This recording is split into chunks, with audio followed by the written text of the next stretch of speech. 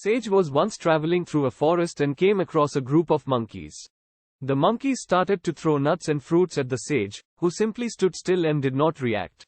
The monkeys soon got tired and went away. The sage's disciple, who was with him, was amazed and asked him how he managed to remain so calm and composed in the face of the monkeys' aggression. The sage replied, "My son, I have control over my mind. When the monkeys threw the fruits and nuts at me, my mind told me to move, to run away or to retaliate. But I did not listen to my mind.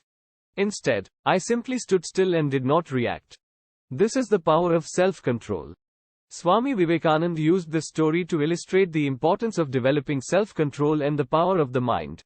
He believed that by mastering our thoughts and emotions, we can overcome any obstacle and achieve our goals in life.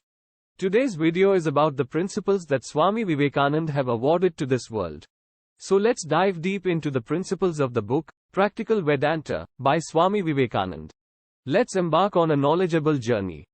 Practical Vedanta is a book written by Swami Vivekananda, a renowned Indian spiritual leader and teacher of Vedanta philosophy. In the book, Swami Vivekananda presents Vedanta as a practical philosophy that can be applied to daily life to achieve spiritual growth and self-realization. He emphasizes the importance of meditation, self-discipline, and service to others as key practices for achieving inner peace and fulfillment. The book also discusses various concepts of Vedanta, including the nature of the self, the relationship between the individual and the universe, and the ultimate goal of human existence. Throughout the book, Swami Vivekananda provides practical advice and guidance on how to apply these teachings in one's own life. Practical Vedanta is a guide for individuals seeking to deepen their understanding of Vedanta philosophy and apply its principles to their daily lives for spiritual growth and self-realization. Principle 1. Unity of all beings. The principle of the unity of all beings is one of the foundational teachings of Vedanta philosophy. According to this principle, all beings, whether human or non-human, are interconnected and share the same divine essence, which is the ultimate reality of the universe. This divine essence is often referred to as Brahman, and it is considered to be the source of all existence. From this perspective, Vedanta teaches that all distinctions and differences between beings, such as race, nationality, religion, gender, or social status, are ultimately illusory and do not reflect the true nature of reality. Instead, all beings are seen as manifestations of the same divine essence, and therefore deserve respect and compassion, regardless of their external circumstances. This principle has important implications for how we should relate to other beings. Rather than seeing ourselves as separate from others, Vedanta encourages us to recognize the fundamental unity that exists between us. This means that we should treat others with kindness, compassion, and understanding, regardless of their background or circumstances. Furthermore, Vedanta teaches that our treatment of others is ultimately a reflection of our own spiritual state.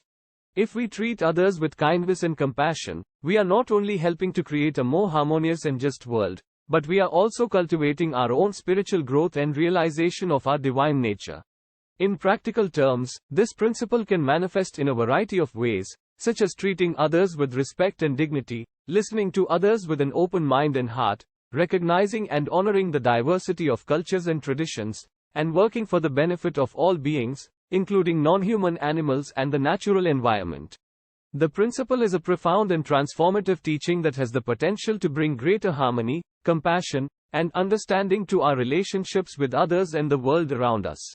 Principle 2. Self-realization. Self-realization is one of the central teachings of Vedanta philosophy.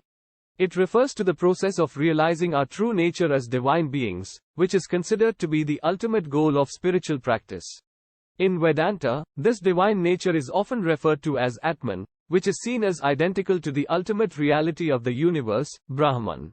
The process of self-realization involves several key elements. Firstly, it requires introspection and self-awareness. We must be willing to examine our own thoughts, emotions, and behaviors in order to understand the ways in which we may be limiting ourselves and hindering our spiritual growth. This may involve practices such as meditation, self-reflection, and contemplation. Secondly, self-realization requires self-discipline and the cultivation of virtues such as purity, selflessness, and devotion. These virtues are seen as essential for overcoming the ego and transcending the limitations of the individual self. Through cultivating purity, we can purify our minds and hearts, freeing ourselves from negative thoughts and emotions. Through selflessness, we can develop compassion and empathy for others, recognizing their inherent divinity and interconnectedness with us. Through devotion, we can cultivate a deep and abiding connection to the divine, which can help to sustain us through the ups and downs of life. Self-realization requires a willingness to surrender the ego and to trust in the ultimate reality of the universe. This means letting go of our attachments to material possessions, relationships, and outcomes, and instead focusing on our inner spiritual growth and connection to the divine. This is a transformative process that can lead to a profound sense of inner peace, freedom, and fulfillment. It is not an easy or quick process, but rather a lifelong journey of self-discovery and spiritual growth. However, the rewards of self-realization are immeasurable, as it allows us to tap into the infinite potential and divine nature that lies within us all. Principle 3. Service to others. The principle of service to others is an important aspect of Vedanta philosophy. It teaches that the path to spiritual realization involves serving others and working for the benefit of society. Through selfless service, we can overcome our ego and develop compassion and humility, which are essential qualities for spiritual growth. In Vedanta, service to others is seen as a natural expression of our true nature as divine beings. Since all beings are interconnected and share the same divine essence, helping others is not only an act of kindness and compassion, but also a way of serving the divine. As the great Vedantic sage Swami Vivekananda once said, "In helping others, we help ourselves, for whatever good we give out completes the circle and comes back to us." Service to others can take many different forms, ranging from simple acts of kindness and compassion to more complex forms of social service and activism. For example, one might volunteer at a local charity or community organization, help out a neighbor in need, or donate time or resources to a cause that they feel passionate about. Through service to others, we can also develop important qualities such as compassion, empathy, and humility. By putting ourselves in the shoes of others and working to alleviate their suffering, we can cultivate a deeper understanding of the interconnectedness of all beings and develop a greater sense of compassion and empathy for others. Furthermore, service to others is seen as a powerful way of overcoming the ego, which is often seen as the root cause of suffering in Vedanta philosophy. By putting the needs of others before our own desires and interests, we can learn to transcend the limitations of the individual self and develop a greater sense of humility and selflessness. Service to others is an essential aspect of the path to spiritual realization in Vedanta philosophy. It provides us with an opportunity to put our spiritual ideals into action and to cultivate important qualities such as compassion, empathy, and humility. Ultimately, through service to others, we can work towards creating a more just and compassionate society, while also developing our own spiritual growth and realization of our divine nature. Principle 4. Non-attachment. This principle teaches that attachment to material possessions, relationships, and outcomes can lead to suffering and prevent us from realizing our true nature as divine beings. Therefore, we should cultivate detachment and focus on our inner spiritual growth. In Vedanta, attachment is seen as a natural consequence of identifying with the ego or individual self. When we become attached to material possessions, relationships, or outcomes, we are essentially identifying with these external factors as a source of our happiness and fulfillment. However, since these external factors are impermanent and subject to change, attachment can lead to suffering when they are inevitably taken away or fail to meet our expectations. Non-attachment, on the other hand, involves recognizing the impermanence of external factors and focusing on our inner spiritual growth and connection to the divine. By cultivating a sense of detachment, we can learn to let go of our attachment to material possessions and relationships, freeing ourselves from the cycle of desire and suffering. Non-attachment does not mean that we should avoid material possessions or relationships altogether. Rather, it means that we should approach them with a sense of detachment and recognize that they are not the ultimate source of our happiness or fulfillment. Instead, we should focus on developing our inner spiritual qualities, such as purity, selflessness, and devotion, which are seen as essential for realizing our true nature as divine beings. Through non-attachment, we can also develop important qualities such as equanimity, resilience, and inner peace. When we are not attached to external outcomes, we are able to approach life's challenges with a sense of calm and acceptance, rather than becoming overwhelmed by fear or anxiety. Overall, non-attachment is an essential principle in Vedanta philosophy. It provides us with a way of freeing ourselves from the cycle of desire and suffering, and focusing on our inner spiritual growth and realization of our true nature as divine beings. By cultivating detachment and recognizing the impermanence of external factors, we can develop a greater sense of equanimity, resilience, and inner peace, which can help to sustain us through life's challenges and difficulties. Principle 5. Meditation.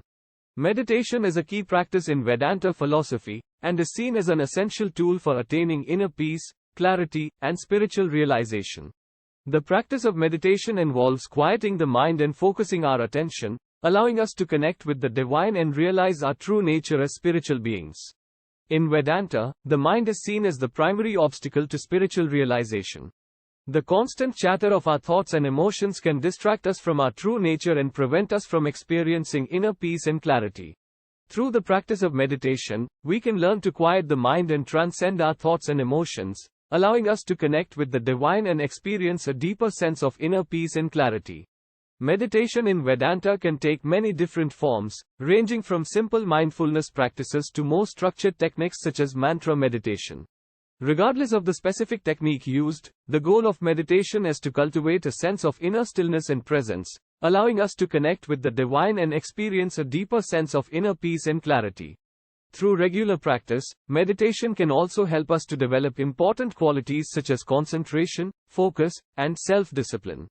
By learning to quiet the mind and focus our attention, we can become more present and aware in our daily lives, and develop a greater sense of control over our thoughts and emotions.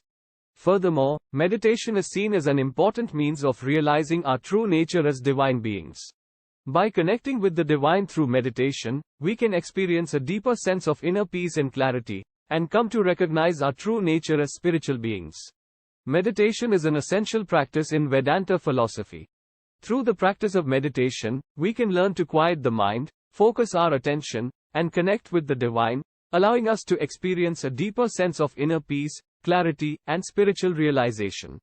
In conclusion, practical Vedanta emphasizes the importance of putting spiritual principles into practice in our daily lives, and offers a practical guide to living a spiritual life in the modern world.